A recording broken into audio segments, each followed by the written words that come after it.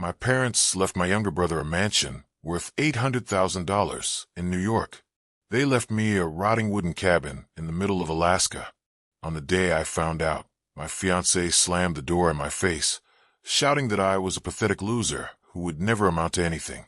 I was broken, humiliated, and desperate. But when I finally flew to Alaska and opened that cabin door, I found something worth $50 million. That's how my life turned upside down. I'm Nathan Cole, 29 years old, the oldest son in a family that never saw me as good enough.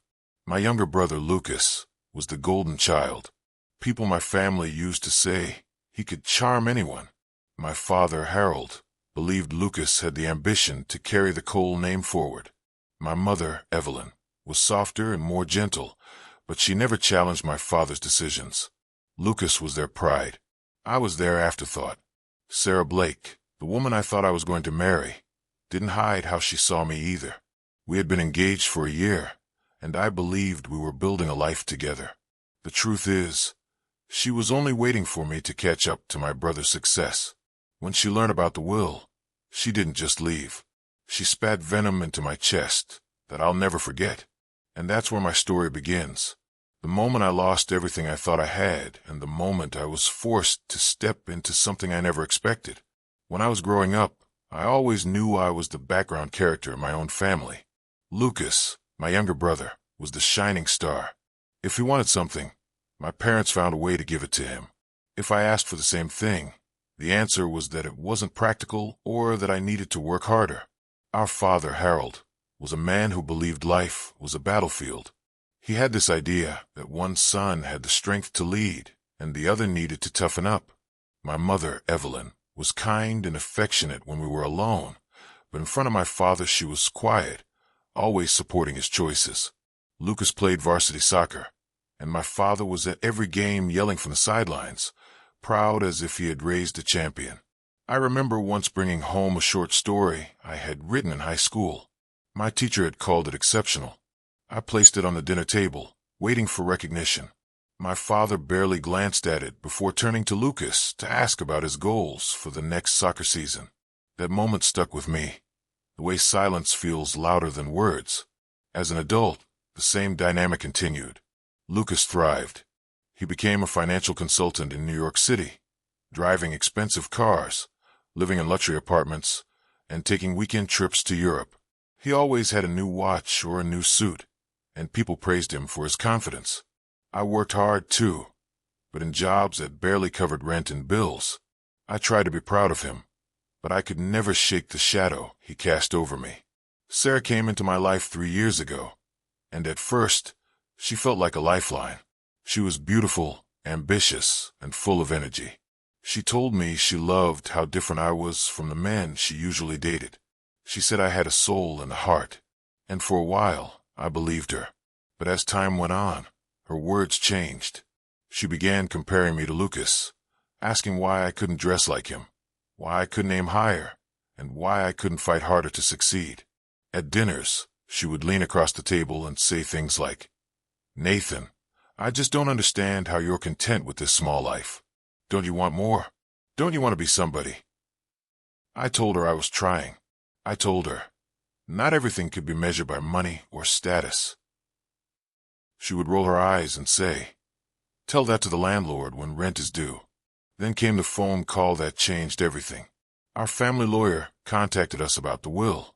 My parents had passed within months of each other. First, my father from a stroke, then my mother after her health declined. I was still reeling from the loss, still trying to process grief. Lucas and I were both asked to meet at the office to go over their estate. Walking into that office, I held on to a sliver of hope. Maybe, just maybe, they had left something meaningful for me. Maybe my mother had fought for me in the end. Lucas strolled in like it was a business meeting, shaking hands with the attorney and laughing as though it was already decided in his favor. When the will was read, it felt like a hammer smashing against my chest.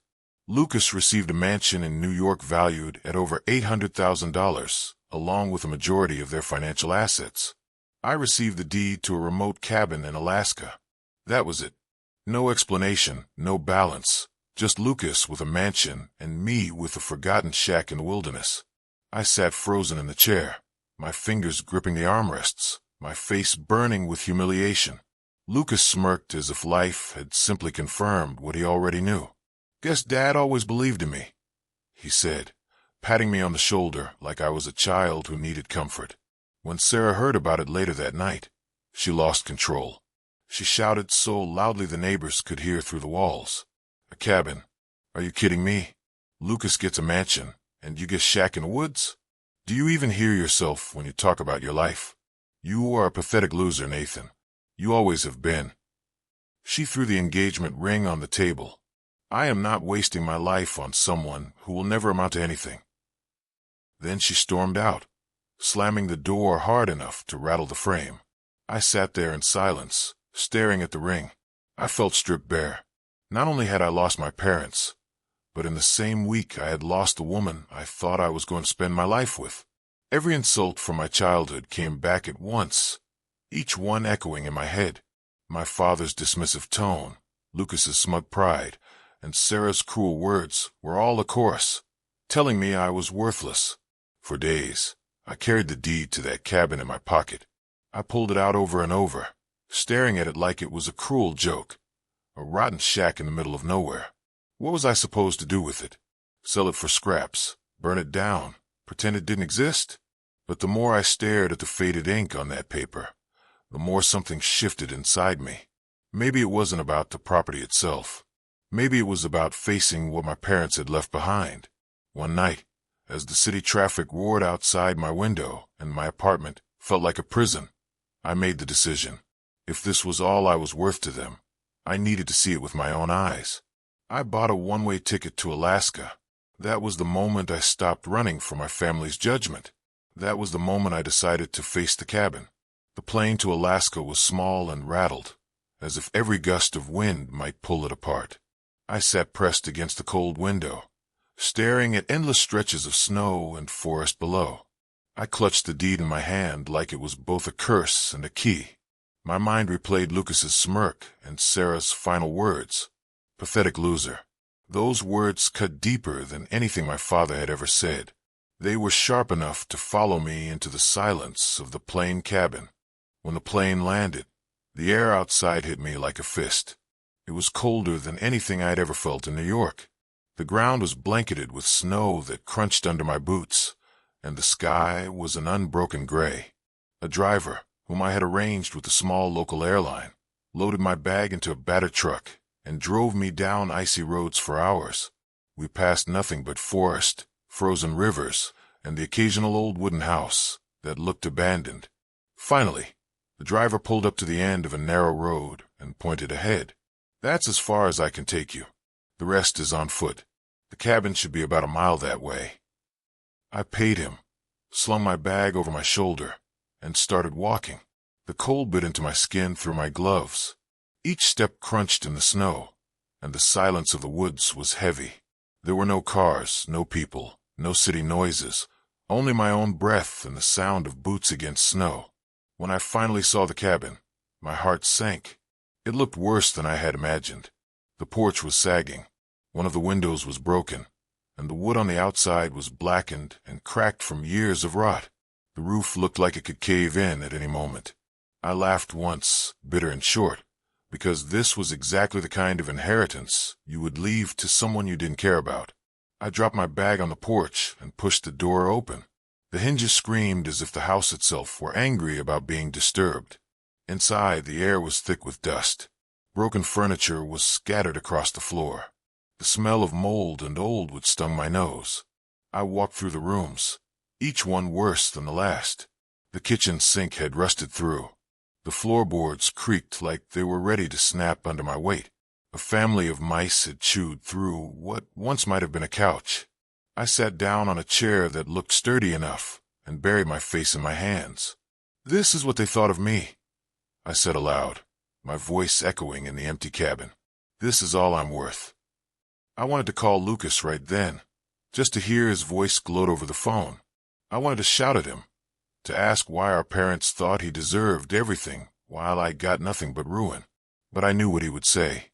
He would laugh and tell me Dad was right, that I never had the drive, that I was always destined to be the leftover son. The truth hurt worse than the cold outside. That night, I unrolled my sleeping bag in the corner of the least broken room. As I lay there in the dark, I thought about Sarah, her face, her voice, the way she had once held my hand and told me she believed in me.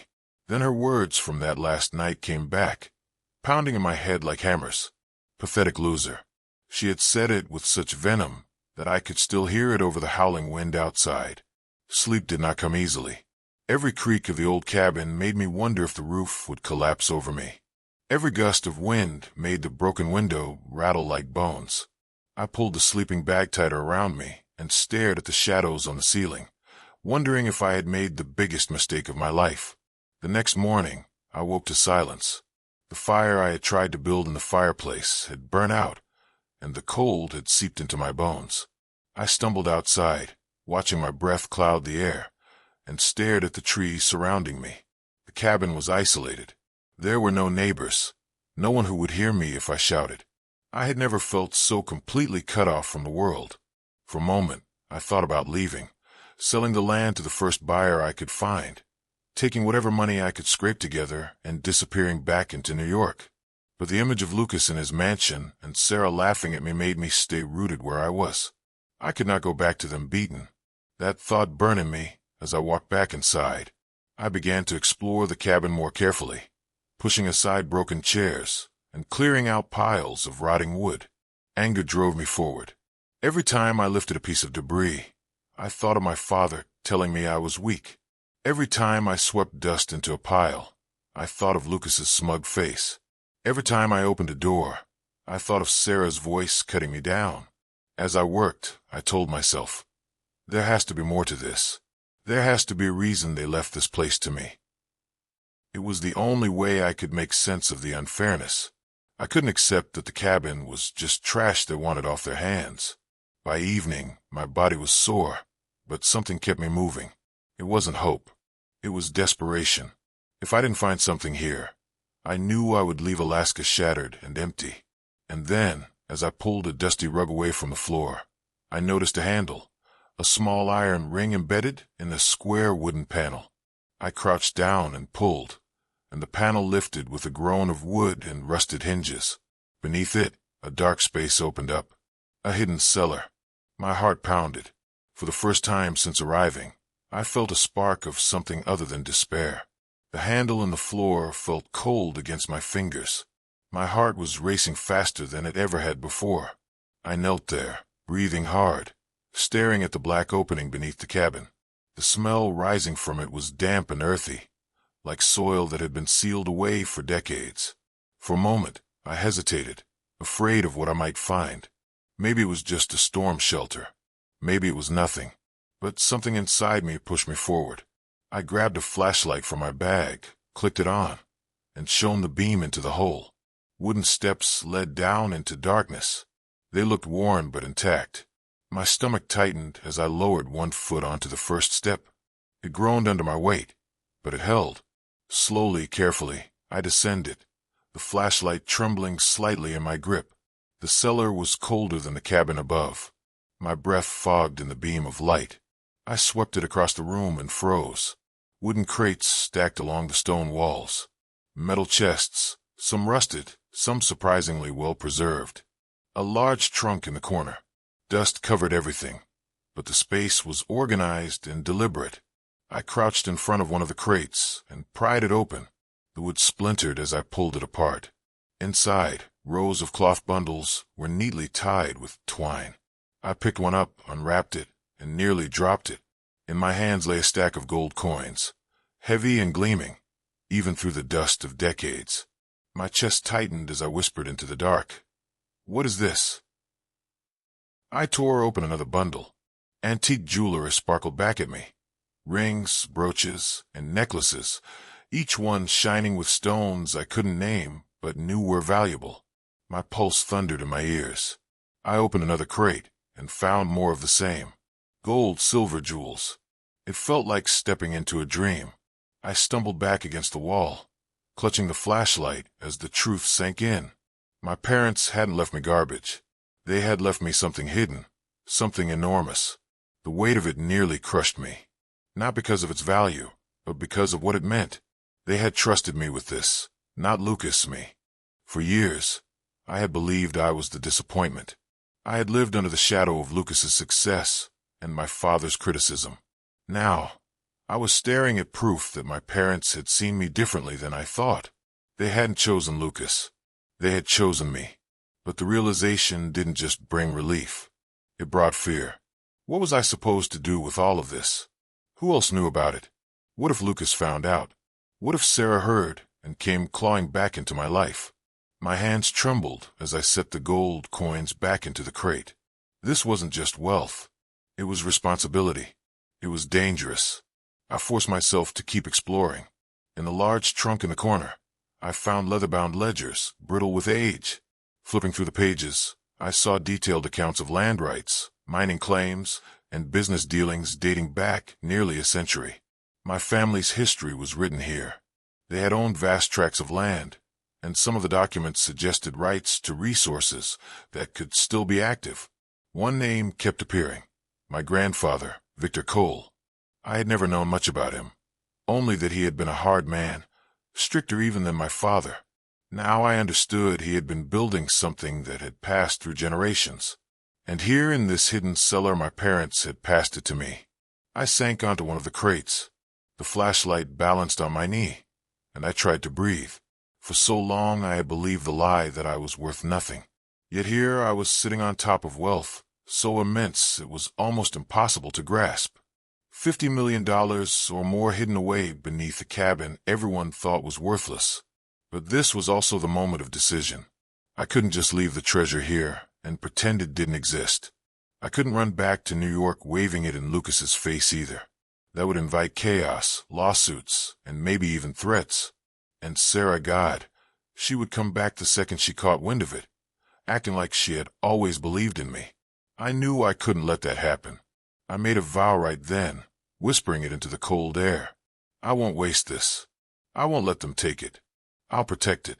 I'll prove that you were right to trust me. For the next 2 days, I worked like a man possessed. I cataloged everything in the cellar, writing down what I found in a notebook I had brought. I reinforced the trapdoor with new nails and covered it again with the rug. I cleared out the cabin, patching the broken window, fixing the fireplace, and sweeping out years of filth. Each improvement, however small, felt like taking back control of my life. As I worked, my mind sharpened. This wasn't just about money. It was about identity. My parents had seen me as someone who could handle the weight of this legacy, even if they never said it aloud. Maybe my father's harshness had been his twisted way of testing me. Maybe my mother's quiet eyes had carried a message she never dared to speak. Standing in the middle of that broken cabin, I no longer felt like a man abandoned. I felt like a man entrusted. The bitterness I had carried for years began to shift. Sarah's words still burnt, but now they fueled me instead of breaking me. Lucas's smirk still haunted me, but now I wanted him to know that I was more than the shadow he believed I was. When I finally laid down on the patched-up bed that night, the cabin no longer felt like a ruin. It felt like a fortress, a beginning. My turning point wasn't just finding the treasure. It was realizing that for the first time in my life, I had power, and I was ready to use it. The days after I discovered the cellar were a blur of work, fear, and determination. I kept cataloging everything I found. Each crate I opened revealed more proof that my parents had hidden something extraordinary. I tried to sleep at night, but my mind spun with possibilities. I kept asking myself the same question: why me? One evening, as I sat with the ledgers spread out across the cabin floor, I noticed a folded envelope tucked between 2 pages. My name was written on it in my mother's handwriting. My chest tightened as I tore it open.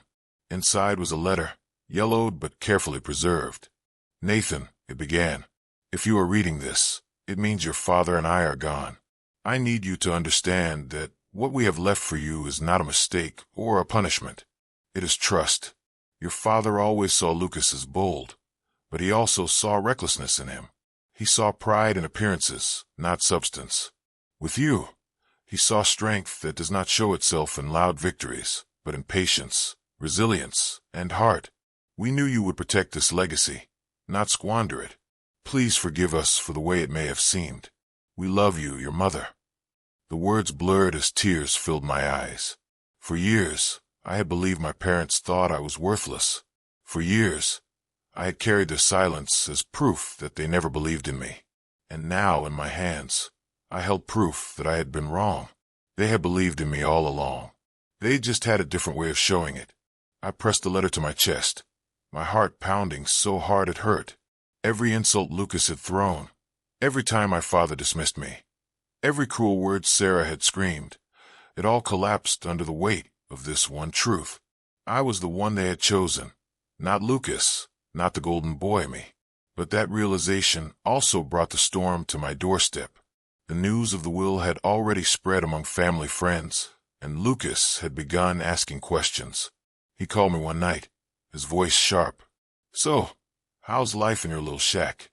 Have you realized yet that Mom and Dad left you a pile of garbage while I'm living in their mansion? Sell it and stop embarrassing yourself, Nathan. Everyone knows you can't handle anything better." I wanted to tell him the truth, to shout into the phone that the cabin was worth more than everything he had combined, but I held my tongue. "I'm managing," I said instead. My voice was steady, but inside, fire roared. Lucas thought he had won, and part of me wanted him to keep thinking that. Sarah, too, came sniffing around. She sent me a message weeks after leaving. "Nathan, I've been thinking. I overreacted. I miss you. Maybe we could talk about things again." I stared at the screen, the memory of her voice calling me pathetic echoing in my mind.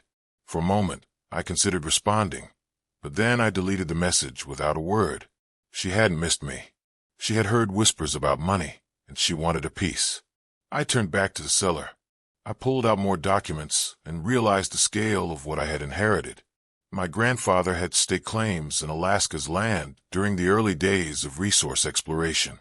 Rights to timber, mineral deposits, and even oil were still active. The gold and jewels alone were worth tens of millions, but the land rights made it potentially far more. It hit me then. My parents hadn't just left me wealth.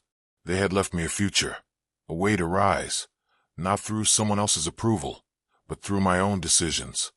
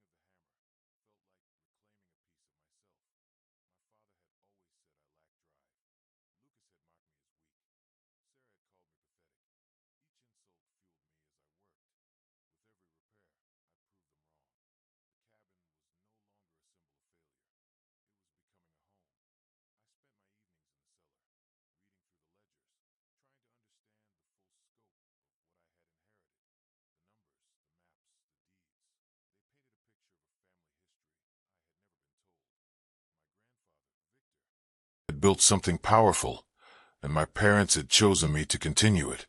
They hadn't spoken the words, but their actions had been louder than anything they ever said. That realization changed me. Lucas continued to call, leaving messages dripping with arrogance. "Enjoy your shack, Nathan. I'll be in Italy next month. Maybe I'll send you a postcard from my balcony." Each message only reminded me of the difference between us. He believed success was measured by luxury. I now knew it was measured by responsibility. I didn't return his calls. I didn't need to. Sarah tried again, too. She sent another message saying she missed me and wanted to see me.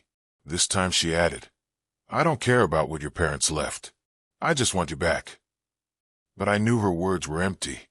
If I had truly been worthless to her, she would never have come back at all. She had smelt money in the air, and that was the only reason she reached out. I deleted her message without hesitation. For the first time, I felt strong enough to walk away without regret. I began reaching out quietly to experts, lawyers, and historians who could help me validate the land rights and the value of the artifacts in the cellar. I did it under a false name at first, careful not to attract attention. The responses confirmed what I already suspected. The collection was worth far more than I had guessed. The mining rights alone could change everything. The wealth was real, but so was the responsibility. If I mishandled it, I could lose it all. If I treated it wisely, I could build something lasting. And that was when I realized the true lesson. My parents had not chosen me because I was stronger or smarter than Lucas. They had chosen me because they knew I would not waste it. They knew I would carry the weight with care. Lucas had been given something he could show off, something he could flaunt to the world. I had been given something hidden, something sacred, something that required patience and humility. One night, sitting by the fire, I read my mother's letter again. Her words echoed in my head. "We knew you would protect this legacy, not squander it." For years, I had wanted to hear my parents say they were proud of me.